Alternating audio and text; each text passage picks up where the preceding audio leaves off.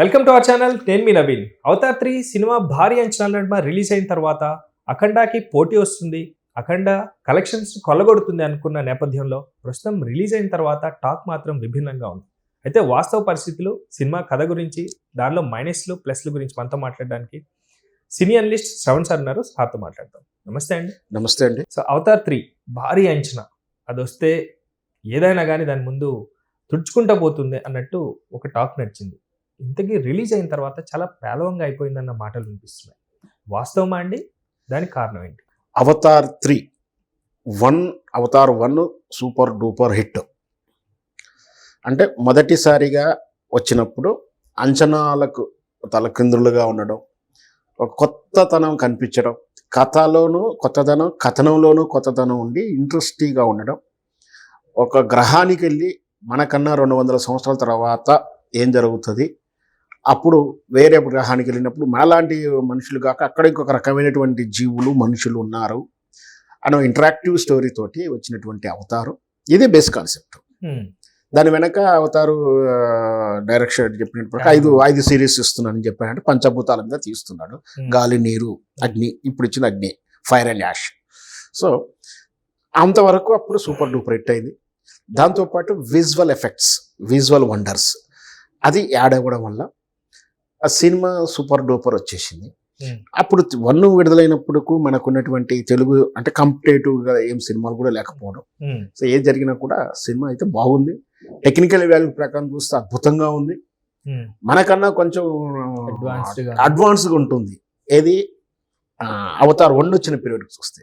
కానీ ఈ మధ్యకాలంలో మన తెలుగు భాషా చిత్రం, మన తెలుగు పరిశ్రమ, మన దక్షిణ భారతదేశంలో మన తెలుగు సినిమా అంతర్జాతీయ స్థాయిలో హాలీవుడ్ రేంజ్లో పాన్ ఇండియాని దాటి పాన్ వరల్డ్ స్థాయికి ఎదిగి హాలీవుడ్ సరసన నిలబడి ఆస్కార్ని హాలీవుడ్ చిత్రాలను తనదన్ని ఆస్కార్ పొందొచ్చాం.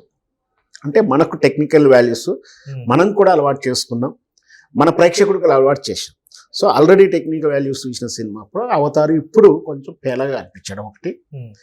ఆ రోపు ఈ సమయంలో తెలుగు ప్రపంచం అంతా ఇండియా సినీ ప్రేక్షకులు అంతా కూడా అఖండ తాండవంలో ఉన్నారు. తాండవం చేస్తూ ఆనందకేలు ఉన్న సమయంలో ఆ సినిమా రావడం, యాష్, అదే Avatar 3 fire and ash coincident అండి. ఈ సందర్భంలో మనం విషయం చెప్పాలి. అవతార్ 3లో ఫైర్ అండ్ యాష్ అంటే బూడిదే, అఖండాలో చితాభస్మము అనేది క్యారెక్టర్. రెండింటికి డిఫరెన్స్ ఉన్నాయి. అది బూడిద, ఇది బూడిద అయినా ఈ బూడిద చితాభస్మం బూడిద మనకు దైవ సమానం, పవిత్రమైనది. విభూతిగా రాసుకుంటాం. శివభక్తులు అయితే ఇంకా అద్భుతం. అఘోరాలు అయితే ఏకంగా ఆ చితాభస్మం రాసుకుంటారు, అందులోనే ఉంటారు, ఆ చితాభస్మంలోనే పొర్లుతారు, అలానే అవే తింటారు. సగం కాలినటువంటి శవాన్ని తింటారు. సో అది శివునికి మమేకం చేసుకోవడానికి, శివుల్లో ఐక్యం కావడానికి కనుక ప్రాథమికమైనటువంటి భావజాలంతో జరుగుతున్నటువంటి విధానం. సో అది ఫైరే, ఇది ఫైర్లో నుంచి వచ్చింది, అది భస్మమే, ఇది భస్మమే.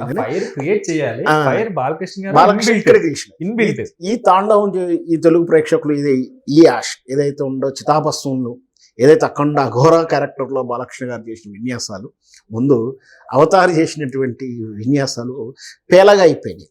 ఎందుకంటే మొదట్లో అన్నారు కొందరు పడిన వాళ్ళు, విమర్శించే వాళ్ళు, అఖండ మొదటి వారం తర్వాత 2వ వారంలోకి వస్తున్నప్పుడు అవతారం వచ్చేస్తుంది, పని కట్టుకొని నెగటివ్ ట్రోలర్స్ ఉన్నారు కదా. అంటే రాజకీయంగా విభేదించే వాళ్ళు ఉన్నారు, కొన్ని అభిమాన సంఘాలు విభేదించే వాళ్ళు ఉన్నారు. వీళ్ళు ఏం చేశారు, 2వ వారంలో అవతారం వచ్చేస్తుంది, కలెక్షన్ పడిపోతాయి అనుకున్నారు, కానీ వాళ్ళ ఇంకా పెరుగుతూ ఉన్నాయి.